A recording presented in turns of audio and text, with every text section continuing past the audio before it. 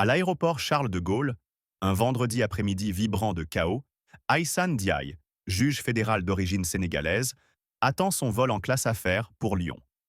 Cette femme puissante, vêtue d'un tailleur élégant, dégage une aura d'autorité après une conférence juridique épuisante. Mais pour Claire Dubois, une passagère blanche drapée de luxe, la présence d'Aïssa est une insulte. Dubois, les lèvres pincées de mépris, murmure à son entourage des insultes raciales venimeuses. Une Africaine en première classe? Sûrement une voleuse ou une faussaire. Ces mots, comme un poison, sèment le doute dans la foule. Soudain, un détail choquant aggrave la tension. Dubois, brandissant son téléphone, filme Aïssa en ricanant, diffusant en direct sur les réseaux sociaux pour humilier cette intruse. La foule, influencée, commence à murmurer, certains lançant des regards hostiles. Aïssa, sentant l'injustice brûler dans ses veines, serre les poings, son cœur battant de rage contenue. Cette scène n'est pas seulement une attaque personnelle, mais une blessure infligée à toute une communauté, un cri d'alarme contre l'injustice raciale qui persiste. Chaque regard méprisant, chaque mot de Dubois, est une lame qui tranche la dignité d'Aïssa, mais elle reste debout, inébranlable. Cette confrontation explosive révèle une vérité brutale. Le racisme, tapi dans les ombres, peut frapper même les plus puissants. La valeur de ce moment réside dans son universalité. Il nous force à questionner nos propres préjugés et à défendre l'égalité. La colère d'Aïssa, palpable, promet une riposte légendaire. Que fera-t-elle face à cette humiliation publique? Dans le tumulte de l'aéroport Charles de Gaulle, où les annonces de vol se mêlent aux murmures de la foule, la tension autour d'Aïssa Ndiaye atteint un point de rupture. Alors que la juge fédérale, stoïque face à l'humiliation infligée par Claire Dubois, tente de garder son calme, l'injustice s'amplifie avec une violence insidieuse. Dubois, loin de se contenter de ces murmures toxiques, franchit une ligne irréversible. Avec un rictus de mépris, elle s'approche d'un groupe de passagers à proximité, brandissant son sac Hermès comme un sceptre d'autorité, et lance à haute voix « Regardez cette femme, elle n'a rien à faire ici, en classe affaires, qui sait d'où vient son argent? Peut-être une criminelle déguisée. » Ces paroles, trempées de venin raciste, résonnent dans le hall comme une détonation, attirant des regards curieux, certains complices, d'autres mal à l'aise. Cette accusation publique, ancrée dans les stéréotypes raciaux qui hantent encore la société française, transforme Aïssa en cible d'une foule manipulée. Mais ce n'est pas tout. Dans un élan de provocation calculée, Dubois, galvanisé par l'attention, s'adresse directement à un employé de l'aéroport, un jeune homme visiblement dépassé. « Vous, là, faites quelque chose. Cette femme me met mal à l'aise. Vérifiez ses papiers, son billet, tout. Elle ne peut pas être légitime. » Son ton, à la fois autoritaire et théâtral, évoque l'arrogance d'une élite française persuadée de son droit à juger autrui. Le jeune employé, intimidé par le statut apparent de Dubois et la foule qui commence à s'agiter, hésite, jetant un regard inquiet vers Aïssa. Cette dernière, dont le cœur bat à tout rompre sous l'effet d'une colère contenue, comprend que l'incident ne se limitera pas à une insulte passagère. Elle sent le poids de siècles d'injustice peser sur ses épaules, un héritage de discrimination qui, en cet instant, prend une forme cruellement personnelle. La situation dégénère lorsque deux officiers de police de l'aéroport, Jacques Moreau et Luc Garnier, alertés par l'agitation, s'approchent avec une démarche lourde de menaces. Moreau, un vétéran au visage marqué par des années de préjugés tacites, scrute Aïssa avec un dédain à peine dissimulé. Garnier, plus jeune, arbore une agressivité brute, ses yeux brillants d'une envie d'affirmer son pouvoir. Sans poser de questions, il donne crédit aux accusations de Dubois, leurs propres biais raciaux amplifiant leurs ailes. « Madame, sortez de la file immédiatement », ordonne Moreau, sa voix tranchante comme une lame. « Nous avons des plaintes concernant votre comportement suspect. » Aïssa, droite et digne, lève les yeux vers lui, son regard perçant révélant une fureur maîtrisée. « Suspect? Sur quelle base? Je suis une passagère légitime. Montrez-moi une preuve. » L'échange s'envenime rapidement. Dubois, resté en arrière, alimente le feu en criant « Elle ment! Vérifiez tout! On ne peut pas laisser des gens comme elle monter dans l'avion. » Ces mots, empreints d'un racisme viscéral, font monter la tension d'un cran. Garnier, perdant patience, s'avance vers Aïssa, envahissant son espace personnel. « Vous parlez trop. Donnez vos papiers maintenant ou ça va mal finir. » La foule, partagée entre choc et curiosité malsaine, forment un cercle oppressant autour de la scène. Certains, certains passagers, influencés par les préjugés de Dubois, murmurent leur approbation, tandis que d'autres, révoltés, filment discrètement avec leur téléphone, capturant cet affront à la dignité humaine. Aïssa, bien que bouillonnante de rage, remet calmement son passeport et son billet à Moreau. Voici mes documents. Ils sont en règle. Maintenant, expliquez-moi pourquoi je suis visé, et par qui. Sa voix, ferme et autoritaire, déstabilise momentanément les officiers. Mais Dubois, voyant son emprise menacée, intervient à nouveau, cette fois avec une accusation inédite et choquante. Elle m'a menacé. J'ai entendu des mots violents quand elle parlait au téléphone. Elle pourrait être dangereuse. Cette invention, purement malveillante, vise à justifier l'intervention policière et à rallier la foule.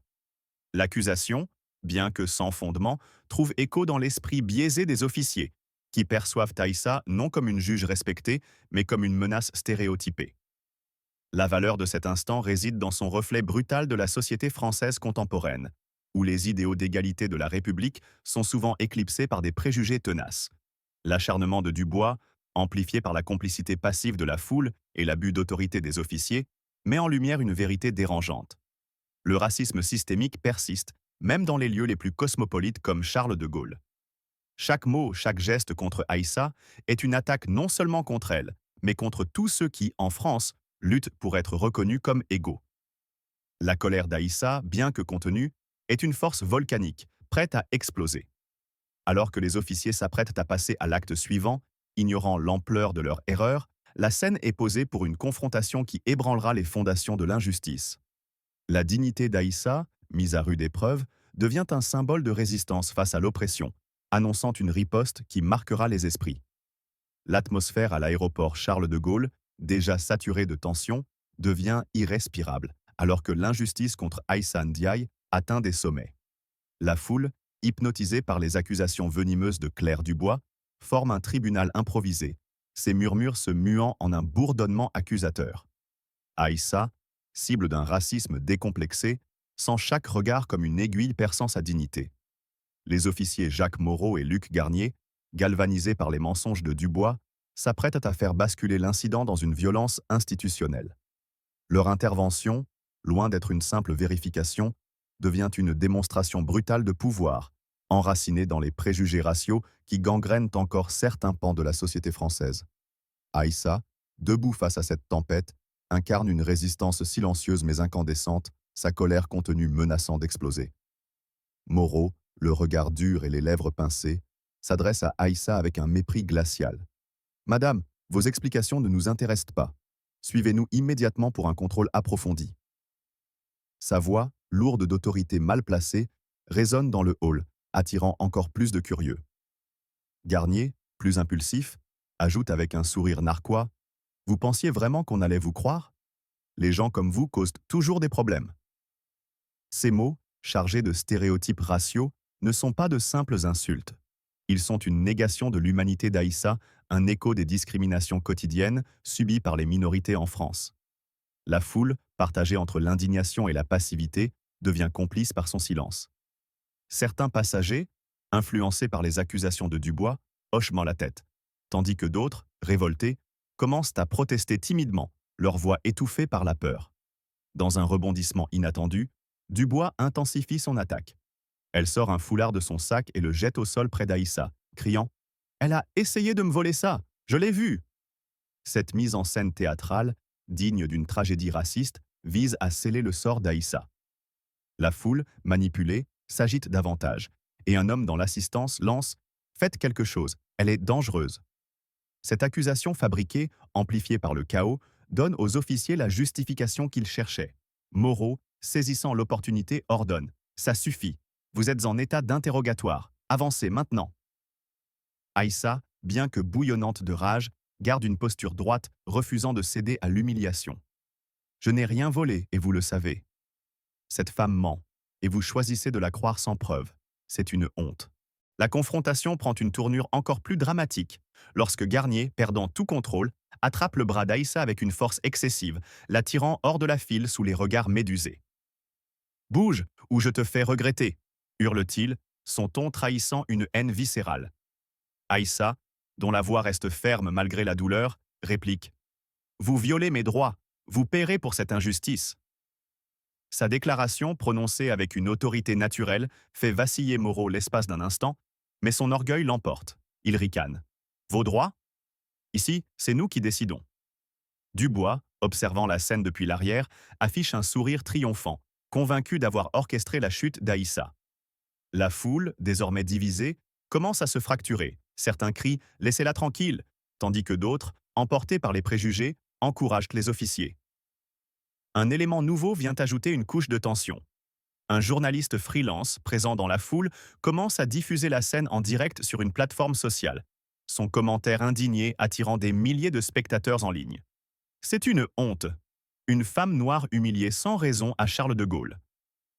Cette couverture médiatique spontanée transforme l'incident en un scandale public en temps réel, amplifiant la pression sur les officiers. Pourtant, loin de reculer, Moreau et Garnier redoublent d'agressivité, ignorant les téléphones braqués sur eux. Ils traînent Aïssa vers une zone de contrôle, leurs gestes brutaux attirant des huées, isolées mais audibles. Aïssa, bien que physiquement dominée, maintient un regard perçant, chaque pas renforçant sa détermination à riposter.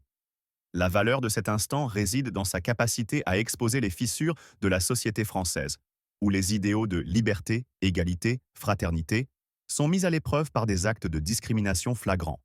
L'intervention des officiers, alimentée par les mensonges de Dubois et la passivité d'une foule manipulée, révèle la persistance d'un racisme systémique qui cible les minorités, même celles occupant des positions de pouvoir. Cet épisode n'est pas seulement celui d'Aïssa. Il parle à tous ceux qui, en France, subissent le poids des préjugés dans les espaces publics. La colère d'Aïssa, désormais une flamme inextinguible, transcende l'indignation personnelle pour devenir un cri de ralliement contre l'injustice. Chaque insulte, chaque geste violent contre elle est une attaque contre la dignité collective, un défi à l'idée même de justice. Alors que les officiers l'emmènent, ignorant l'ampleur de leur erreur, la scène prépare le terrain pour une confrontation qui ébranlera les consciences et marquera un tournant dans la lutte contre le racisme en France. Le tumulte à l'aéroport Charles de Gaulle atteint un paroxysme insoutenable, transformant le hall en une arène où la dignité d'Aïssa Ndiaye est piétinée sous les yeux d'une foule médusée. Alors que les officiers Jacques Moreau et Luc Garnier, emportés par leur abus de pouvoir, traînent Aïssa vers une zone de contrôle, l'injustice raciale qu'ils infligent devient une blessure collective, un affront à l'idéal républicain français. Aïssa, bien que physiquement contrainte, incarne une résistance farouche, son regard brûlant de colère défiant l'oppression. Chaque pas forcé sous les huées et les regards curieux est un cri silencieux contre des siècles de discrimination, un appel à la justice qui résonne au-delà de cet instant. Dans un crescendo de violence verbale, Garnier, le plus impulsif des deux, se penche vers Aïssa, son visage tordu par une rage mal contenue. « Tu crois que tu peux nous parler comme ça, hein ?» siffle-t-il, crachant des insultes raciales d'une crudité choquante. « Rentre dans ton village africain, tu n'as rien à faire ici. » Ces mots, lancés comme des projectiles, transpercent l'air, faisant frémir plusieurs spectateurs. Moreau, plus calculateur mais tout aussi venimeux, ajoute avec un rictus « On va te remettre à ta place. Les gens comme toi ne devraient pas voler en première classe. » Leur discours, ancré dans un racisme décomplexé, reflète une mentalité qui, malgré les progrès de la société française, persiste dans les recoins de l'autorité. La foule, désormais polarisée, oscille entre indignation et complicité silencieuse, certains passagers criant « Arrêtez !» tandis que d'autres, influencés par les préjugés, murmurent leur approbation. Un élément dramatique inattendu vient intensifier la scène. Un enfant, âgé d'à peine 10 ans, échappe à la main de sa mère dans la foule et court vers Aïssa, criant d'une voix tremblante « Laissez-la tranquille, elle n'a rien fait !» Ce geste spontané, d'une pureté désarmante, fige momentanément Garnier, dont le visage trahit une lueur de honte fugace. Mais Moreau, insensible, repousse l'enfant d'un geste brusque, provoquant un cri d'indignation de la mère et de plusieurs spectateurs. Cet incident, capturé par le journaliste freelance qui continue de diffuser en direct, enflamme les réseaux sociaux, où des hashtags comme Sir Justice pour Aïssa commencent à émerger, transformant l'incident en un scandale national. La pression publique croissante, loin d'apaiser les officiers, les pousse à redoubler d'agressivité, comme s'ils cherchaient à affirmer leur domination face à l'humiliation naissante. Claire Dubois, restée à l'écart mais toujours active, alimente le chaos. Voyant l'enfant intervenir, elle hurle. Même les gosses sont manipulés par des gens comme elle. C'est une menace pour nous tous. Sa voix, stridente et théâtrale, vise à rallier la foule, mais elle commence à perdre de son emprise, certains passagers se détournant d'elle avec dégoût.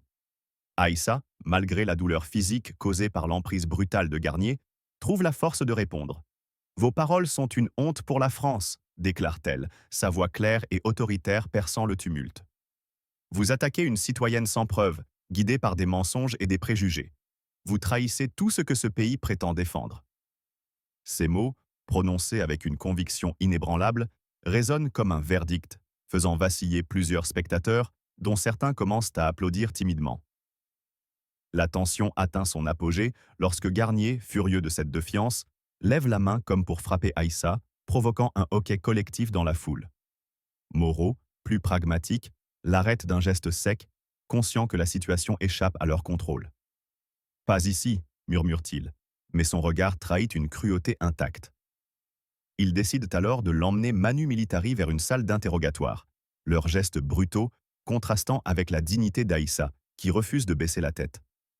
Chaque insulte, chaque menace est un carburant pour sa colère, une force qui la pousse à mémoriser chaque détail pour la bataille à venir. La foule, désormais divisée, commence à se déchirer, des cris de soutien à Aïssa s'élevant contre les murmures racistes. La valeur de cet instant transcende l'incident lui-même. Il expose la fracture profonde de la société française où les principes d'égalité sont souvent éclipsés par des actes de violence raciale institutionnalisés. L'intervention brutale des officiers, alimentée par les manipulations de Dubois, met en lumière une vérité douloureuse. Même dans une nation qui prône la laïcité et l'universalisme, les minorités restent vulnérables aux abus de pouvoir. Aïssa, en cet instant, devient plus qu'une juge. Elle est le symbole d'une lutte collective, celle de tous ceux qui, en France, refusent de plier face à l'injustice. Sa colère, désormais une tempête contenue, n'est pas seulement personnelle. Elle porte les espoirs de ceux qui aspirent à une société véritablement équitable. Alors que les officiers l'entraînent vers leur destin, ignorant l'ampleur de leur erreur, la scène pose les bases d'une riposte qui ébranlera non seulement l'aéroport, mais toute une nation, forçant chacun à se confronter à ses propres responsabilités dans la lutte contre le racisme. Alors que les couloirs bruyants de l'aéroport Charles de Gaulle résonnent encore des échos de l'humiliation infligée à Aïssa Ndiaye, la scène bascule dans une salle d'interrogatoire exiguë où l'injustice atteint un point de non-retour. Les officiers Jacques Moreau et Luc Garnier, convaincus de leur autorité absolue, poussent Aïssa sur une chaise en métal, leur regard chargé de mépris. L'atmosphère, saturée de tension, est un cocktail explosif de racisme institutionnel et d'arrogance policière. Aïssa, les poignets encore douloureux de l'emprise brutale, garde une posture droite, son silence vibrant d'une colère incandescente. Chaque mot, chaque geste des officiers est une nouvelle entaille dans sa dignité, mais elle canalise sa fureur, attendant le moment précis pour renverser la situation. Ce n'est plus seulement son honneur qui est en jeu, mais celui de toute une communauté française luttant contre l'oppression systémique. Moreau, s'appuyant contre le mur avec une nonchalance provocante, commence l'interrogatoire. « Alors, qui es-tu vraiment » demande-t-il, son ton dégoulinant de sarcasme. « Tu crois pouvoir nous impressionner avec tes airs de grande dame ?»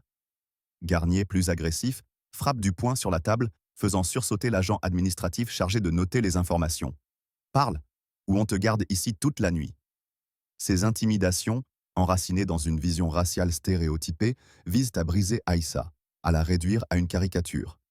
Mais elle reste inébranlable, ses yeux perçant les leurs avec une intensité qui commence à les déstabiliser.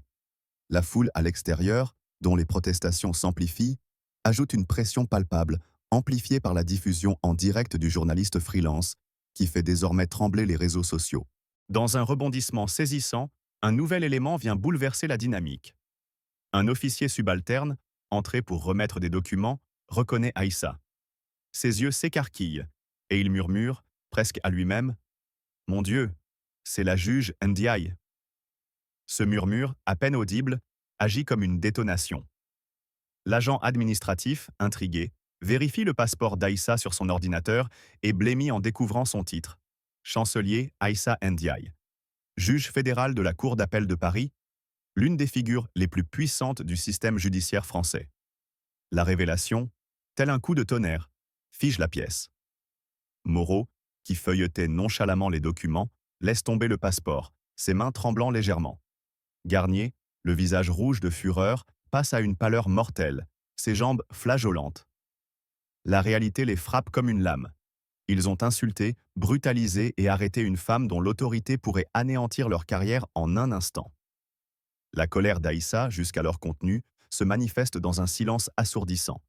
Elle se lève lentement, son regard glacial balayant les officiers. « Vous avez commis une erreur irréparable », déclare-t-elle, sa voix basse mais tranchante comme l'acier.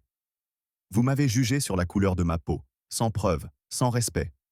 Vous avez trahi la justice que vous prétendez servir. » Ces mots, prononcés avec une autorité souveraine, résonnent comme un verdict final.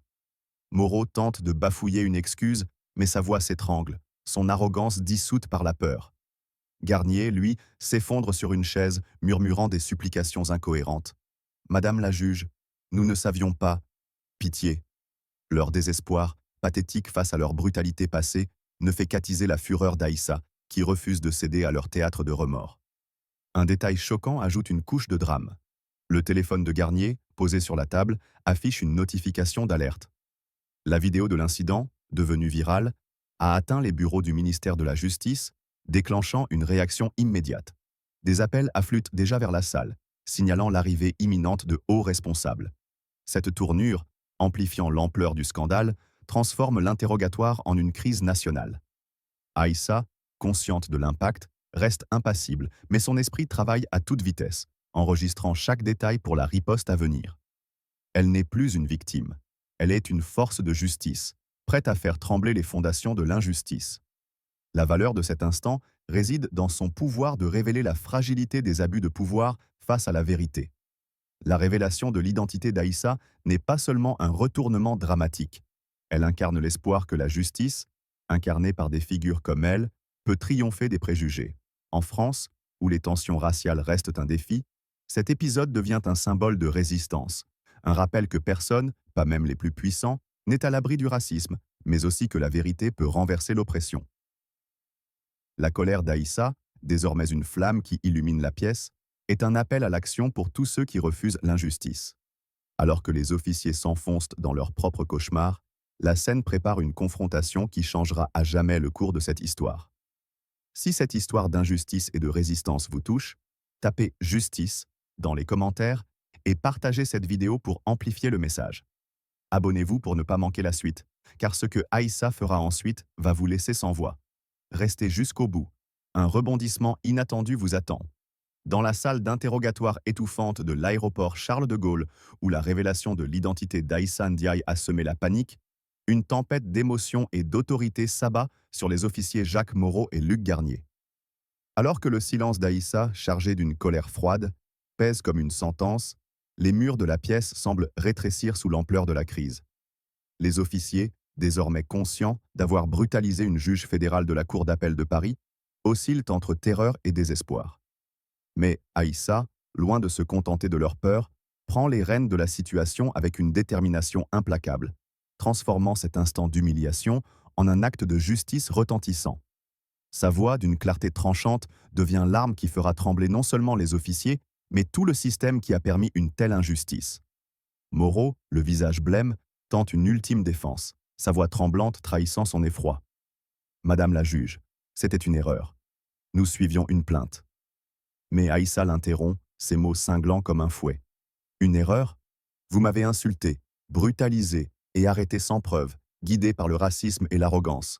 Vous avez déshonoré la loi que je sers. » Garnier, effondré, tente de s'agenouiller, bégayant des excuses incohérentes. « Pitié. Nous ne savions pas. Laissez-nous une chance. » Leur désespoir, pathétique après leur violence, ne suscite chez Aïssa qu'un mépris glacial. Elle se redresse, imposante malgré les marques rouges sur ses poignets, et déclare « Vos excuses sont creuses. Vous répondrez de vos actes devant la justice. » Un rebondissement dramatique vient amplifier la tension. Un appel urgent retentit sur la radio de l'agent administratif, annonçant l'arrivée imminente du préfet de police de l'aéroport, alerté par le scandale viral sur les réseaux sociaux. Mais ce n'est pas tout. Une foule de passagers, galvanisés par la diffusion en direct du journaliste, s'est rassemblée à l'extérieur de la salle, scandant « Justice pour Aïssa ». Leur voix, amplifiée par la colère collective, pénètre les murs, ajoutant une pression écrasante. Ce mouvement spontané, rare dans une France souvent réticente à confronter publiquement le racisme, transforme l'incident en un symbole de révolte contre l'injustice systémique. Aïssa, percevant ces cris, sent sa colère se muer en une force collective, un élan pour tous ceux qui, comme elle, ont été réduits à leur couleur de peau. Sans perdre une seconde, Aïssa prend le contrôle avec une autorité souveraine. Appelez immédiatement le préfet de police, le procureur de la République et un représentant du ministère de la Justice, ordonne-t-elle à l'agent administratif qui, tremblant, s'exécute sans délai. Informez-les qu'une juge fédérale a été illégalement arrêtée et victime de discrimination raciale. Je veux leur présence ici, maintenant. Sa voix, calme mais inflexible, résonne comme un verdict faisant frissonner les officiers. Moreau, acculé, tente de minimiser. Ce n'est pas nécessaire, nous pouvons régler ça. Mais Aïssa le coupe net. Vous avez perdu le droit de négocier. Vos actes auront des conséquences. Cette fermeté, ancrée dans son rôle de gardienne de la justice, fait vaciller les derniers vestiges de l'arrogance des officiers. Un détail saisissant ajoute une couche de drame. Parmi les appels entrants, un message du Conseil supérieur de la magistrature, où Aïssa siège, exige un rapport immédiat. Cette intervention, inattendue, souligne l'ampleur de l'incident qui dépasse désormais le cadre de l'aéroport pour atteindre les plus hautes sphères judiciaires. Les officiers, réalisant que leur carrière est en lambeaux, s'effondrent psychologiquement. Garnier, les larmes aux yeux, murmure « Nos vies sont finies », tandis que Moreau, figé, fixe le sol, incapable de soutenir le regard d'Aïssa.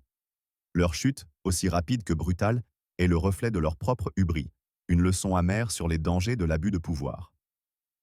La valeur de cet instant réside dans sa capacité à transcender l'individu pour devenir un cri universel contre l'injustice. Aïssa, en prenant les commandes, ne se bat pas seulement pour elle, mais pour tous ceux qui, en France, subissent le racisme dans l'ombre. Sa colère, désormais un phare dans la tempête, incarne l'espoir que la justice peut prévaloir, même face à l'oppression institutionnelle. Cet épisode, amplifié par la révolte populaire à l'extérieur, met en lumière une vérité essentielle. La lutte contre le racisme nécessite des voix comme celle d'Aïssa, capables de transformer la douleur en action. Dans une société française où les tensions raciales restent vives, son geste devient un appel à repenser les structures de pouvoir. Alors que les autorités convergent vers la salle, ignorant encore l'ampleur du séisme à venir, Aïssa se tient prête à orchestrer une riposte qui marquera l'histoire, un acte de justice qui résonnera bien au-delà de Charles de Gaulle. La petite salle d'interrogatoire de l'aéroport Charles de Gaulle, désormais un épicentre de crise, vibre sous l'intensité des événements déclenchés par l'arrestation illégale d'Aïssa Ndiaye. Alors que la juge fédérale, incarnation d'une colère légitime, impose son autorité face aux officiers Jacques Moreau et Luc Garnier, l'arrivée des hauts responsables transforme cet espace confiné en un tribunal improvisé. Le préfet de police, le procureur de la République et un représentant du ministère de la Justice, alertés par l'onde de choc médiatique, franchissent les portes avec des visages graves, conscients que cet incident menace l'intégrité même des institutions françaises. Aïssa, debout, les marques de l'injustice encore visibles sur ses poignets, fixe chaque nouvel arrivant avec un regard qui exige des comptes. Sa colère, loin de s'apaiser, se cristallise en une détermination implacable à faire tomber les coupables et à exposer les failles d'un système qui a permis une telle abomination. Le préfet, un homme au port rigide, s'approche d'Aïssa avec une déférence mêlée de panique. « Madame la juge, je vous présente mes excuses les plus sincères », commence-t-il, mais Aïssa lève une main pour l'interrompre. « Les excuses ne suffisent pas », rétorque-t-elle, sa voix tranchante comme une lame. « Vos officiers ont violé mes droits, m'ont insulté avec des propos racistes et m'ont humilié publiquement. Ce n'est pas une simple erreur, c'est une trahison de la justice et des valeurs de la République. » Ces mots, prononcés avec une clarté qui fait frissonner l'Assemblée, résonnent comme une accusation universelle. Moreau et Garnier, relégués dans un coin, s'effondrent sous le poids de leurs fautes, leur visage reflétant une terreur abjecte. La foule à l'extérieur, toujours plus nombreuse, continue de scander « Justice pour Aïssa », leur voix pénétrant les murs comme un écho de la colère collective. Un rebondissement inattendu vient ajouter une couche de drame. Un enregistrement audio, capturé par un passager et transmis aux autorités, révèle des propos accablants tenus par Moreau et Garnier avant l'incident. Dans cet extrait, ils plaisantent sur « remettre à leur place » les passagers d'origine africaine, révélant un racisme profondément enraciné. Cette preuve, diffusée en direct par le journaliste freelance, enflamme les réseaux sociaux et provoque une vague d'indignation nationale. Des manifestations spontanées éclatent devant l'aéroport, avec des pancartes dénonçant le racisme policier. Ce scandale, amplifié par la viralité, force les autorités à agir sous une pression sans précédent. Aïssa, informé de l'enregistrement, sent sa colère s'intensifier. Ces officiers n'ont pas seulement agi sur un coup de tête, mais sur une idéologie toxique qui gangrène l'institution. Le préfet, acculé, annonce immédiatement la suspension de Moreau et Garnier, ordonnant la saisie de leurs insignes et armes. Une enquête criminelle sera ouverte par le parquet, déclare-t-il, sa voix tremblante sous le regard perçant d'Aïssa. Mais elle ne se satisfait pas de ces mesures. Je veux une investigation complète impliquant l'inspection générale de la police nationale et le défenseur des droits, exige-t-elle. Chaque détail, chaque caméra, chaque témoignage doit être examiné. Et Claire Dubois, celle qui a orchestré cette infamie, doit être interrogée sans délai. Sa demande, formulée avec une autorité incontestable, est un rappel que la justice qu'elle incarne ne tolérera aucun compromis. Dubois, localisé dans un salon VIP, est appréhendé pour interrogatoire, son arrogance initiale s'effritant face à la gravité des accusations de diffamation et d'incitation à la discrimination. Un élément dramatique vient encore intensifier la scène. Une lettre ouverte, rédigée par un collectif d'avocats parisiens et lue à la télévision nationale, appelle à une réforme des pratiques policières et à une reconnaissance publique des préjugés raciaux dans les institutions. Cette initiative, inspirée par le courage d'Aïssa, transforme l'incident en un catalyseur pour un débat national. Les médias, désormais en ébullition, qualifient l'affaire de crise de conscience pour la France. Aïssa, bien que concentrée sur l'instant, perçoit l'ampleur de cet élan. Sa souffrance personnelle devient un levier pour un changement systémique, un cri pour tous ceux qui, dans l'ombre, subissent des injustices similaires. La valeur de cet instant réside dans sa capacité à transcender l'individuel pour devenir un tournant historique. Aïssa, en refusant de plier, incarne la force d'une justice qui ne se contente pas de punir, mais qui exige une transformation profonde. Dans une France où les idéaux de liberté, égalité, fraternité sont souvent mis à l'épreuve, son combat met en lumière la nécessité d'affronter le racisme institutionnel avec courage et détermination. Sa colère, désormais une flamme qui éclaire la voie, n'est pas seulement celle d'une juge, mais celle d'une nation confrontée à ses contradictions. Alors que l'enquête s'accélère et que les responsables convergent pour limiter les dégâts, Aïssa se tient au centre de la tempête, prête à façonner un avenir où la justice prévaudra sur l'oppression.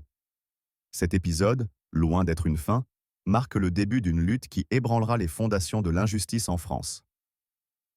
Au lendemain de l'ouragan judiciaire déclenché à l'aéroport Charles de Gaulle, l'incident impliquant Aïssa Ndiaye résonne comme un séisme dans toute la France, ébranlant les consciences et les institutions.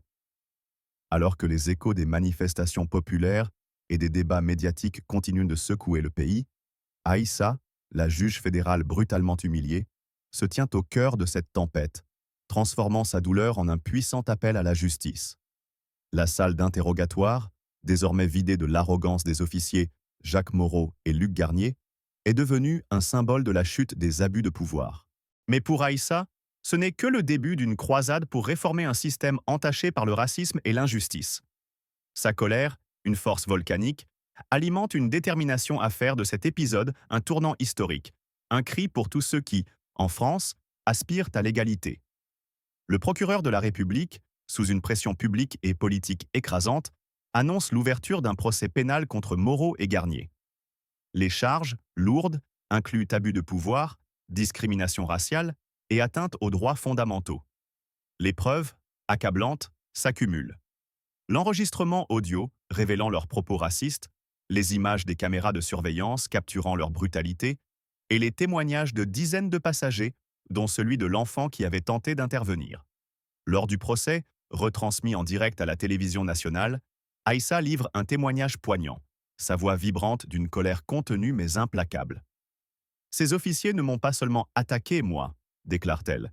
Ils ont attaqué l'idée même de justice, l'espoir d'une France où chacun est jugé pour ses actes, non pour sa peau.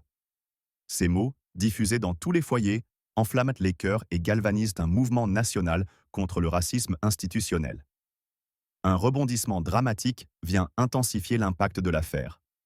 Claire Dubois, la passagère à l'origine de l'incident, tente de fuir le pays en réservant un vol privé pour Dubaï.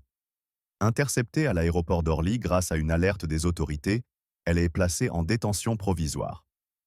Lors de son interrogatoire, Dubois, brisé par la perte de son statut social, avoue avoir agi par préjugés raciaux, espérant remettre Aïssa à sa place. Cette confession, diffusée par les médias, choque la nation et expose la laideur d'une mentalité élitiste encore ancrée dans certains cercles français. Le tribunal, inflexible, condamne Dubois à une amende de 600 000 € et à une peine de prison avec sursis pour diffamation et incitation à la discrimination. Son humiliation publique, amplifiée par les réseaux sociaux, devient une leçon cinglante sur les conséquences de l'intolérance. Les officiers, eux, n'échappent pas à la justice.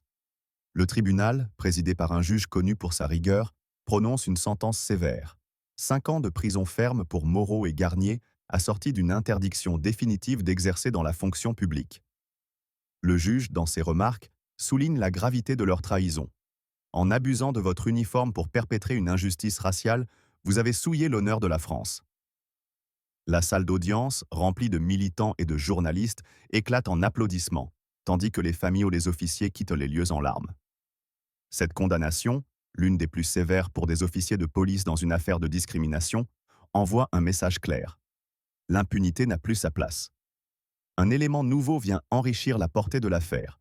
Une pétition, lancée par des associations antiracistes et soutenue par des figures publiques comme des écrivains, des cinéastes et des parlementaires, recueille des millions de signatures pour exiger une réforme de la formation policière.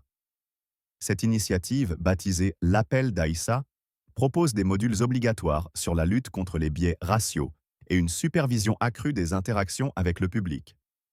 Le gouvernement, sous pression, annonce l'adoption de ces mesures, un pas historique vers une police plus équitable.